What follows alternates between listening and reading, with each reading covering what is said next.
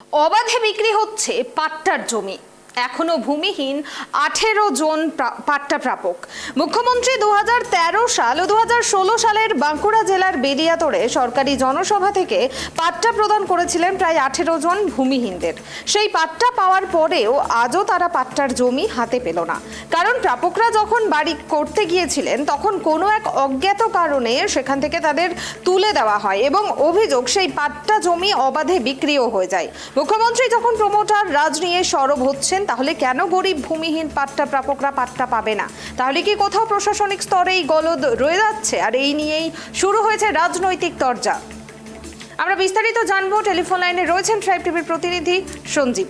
সঞ্জীব, অবাধে বিক্রি হচ্ছে পাট্টার জমি, কি জানা যাচ্ছে? জানাও আমাদের বিস্তারিত। মুখ্যমন্ত্রী মমতা বন্দ্যোপাধ্যায় বাঁকুড়ার বেলিয়াতোড়ে একটি সরকারি প্রধান অনুষ্ঠান করেছিলেন এবং সেখান থেকেই বেলিয়াতোড়ের 2013 সাল ও 2016 সালের বাঁকুড়া জেলার বেলিয়াতোড়ে সরকারি জনসভা থেকে পাট্টা প্রদান করেছিলেন প্রায় 18 জন ভূমিহীনদের।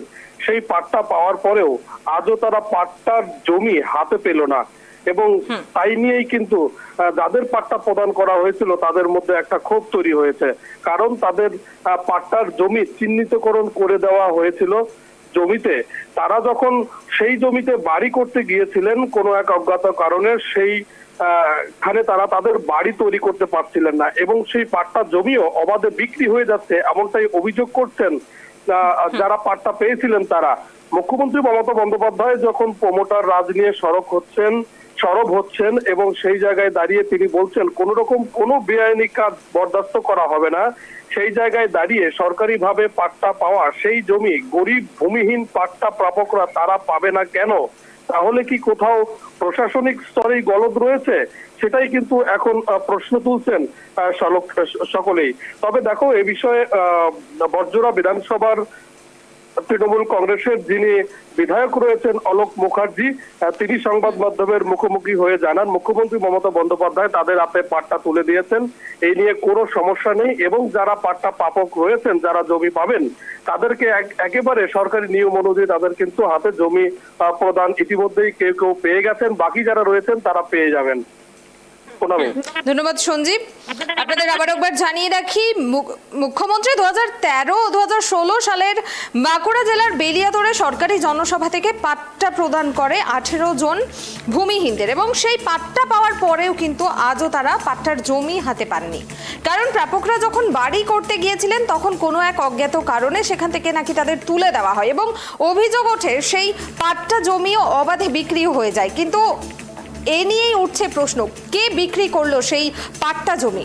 মুখ্যমন্ত্রী যখন প্রমোটার রাজ নিয়ে সরব হচ্ছেন, তাহলে কেন গরিব ভূমিহীন পাট্টা প্রাপকরা পাট্টা পাবে না? তাহলে কি কোথাও প্রশাসনিক স্তরে এই গলদ রয়ে যাচ্ছে?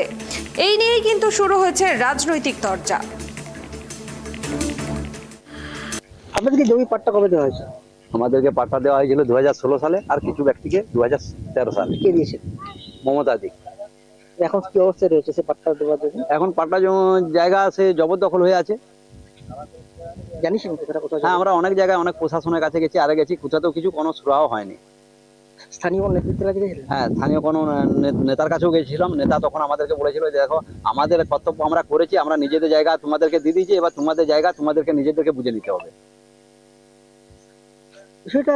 জমিটা কারা জবরদখল করেছে সেটা তো আমরা জানি না স্যার দাদা, যে কে বা কারা করেছে।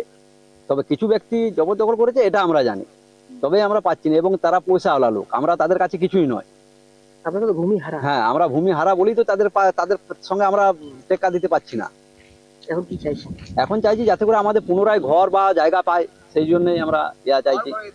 দেখুন, মাননীয় মুখ্যমন্ত্রী মমতা বন্দ্যোপাধ্যায় যাদেরই পাট্টা দিচ্ছেন, গরিব মানুষ যারা ভূমিহীন, তারা সব জায়গায় পাট্টা নিচ্ছেন, বাড়ি করছেন। সরকার তাদের পাশে সব রকমের সহযোগিতা, আমরা সহযোগিতা করতে বাধ্য হচ্ছি। এরা মানুষ থাকবে বাড়িতে। বেলতোড়ের ঘটনাটা এই শুনলাম আপনার মুখে, যথাযথ ব্যবস্থা তো নেওয়া হবে।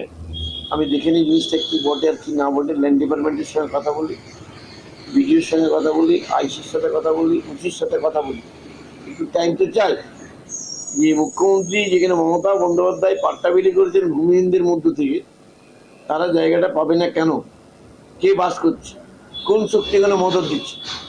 আমি একটু ইনকোয়ারি করি, ইনকোয়ারি করে নিশ্চয়ই উপযুক্ত ব্যবস্থা নিয়ে কাগজ দেখে ব্যবস্থা নেওয়া হবে।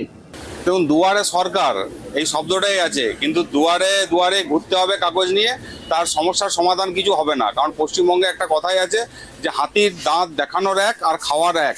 মমতা ব্যানার্জি ভুড়ি ভুড়ি প্রতিশ্রুতি দেন, কিন্তু কাজের কাজ কিচ্ছু হয় না, মনে রাখবেন। কারণ পশ্চিমবঙ্গের মাননীয় মুখ্যমন্ত্রী একটা গিমিকের রাজনীতি করছেন, একটা ভাতার রাজনীতি করছেন, আর কিছুই করছেন না। পশ্চিমবঙ্গের মানুষের জন্য কোনো উন্নয়ন করছেন না। তাই তাদেরকে পাট্টা হাতের কাগজ নিয়ে হাতে হাতে ঘুরে বেড়াতে হবে দুয়ারে, এর কোনো সলিউশন হবে না।